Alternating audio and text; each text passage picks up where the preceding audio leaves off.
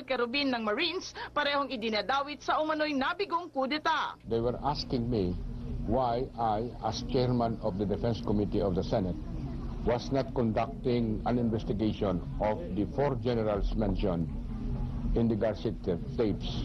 Kasama raw si Lim at Querubin sa mga miyembro ng Young Officers Union na nakipagkita kay Biazon 2 ng Hulyo 2005, 5 araw matapos aminin ng Pangulo ang umano'y pakikipag-usap niya sa isang COMELEC official. Nagbanta raw ang YOU na magmamass leave sila kapag di inimbestigahan ang umano'y paggamit sa militar para mandaya noong eleksyon. Dahil dito hiniling ni Biazon sa nooy AFP Chief of Staff Efren Abu na mag-imbestiga. 2 buwan pa, nag-imbestiga na rin ang Senado sa Garcia issue. Nanindigan naman si Biazon na walang nilabag na batas o patakaran ng militar si Lim at Querubin nang hilingin nila ang investigasyon. They were not trying to instigate anything. It was just simply a statement of dismay on the fact that nothing was being done in relation to the mention of 4 generals. Hindi raw dapat gamitin ang sentimiento ni Lim at Querubin sa Garcia issue para lalong idiin ng administrasyon.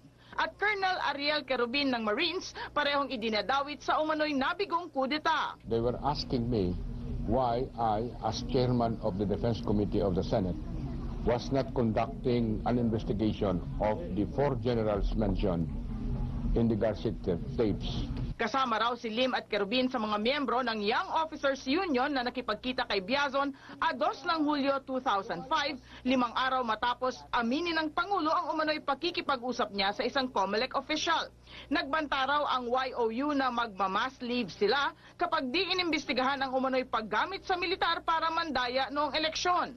Dahil dito hiniling ni Biazon sa nooy AFP Chief of Staff Efren Abu na mag-imbestiga. 2 buwan pa, nag-imbestiga na rin ang Senado sa Garcia issue.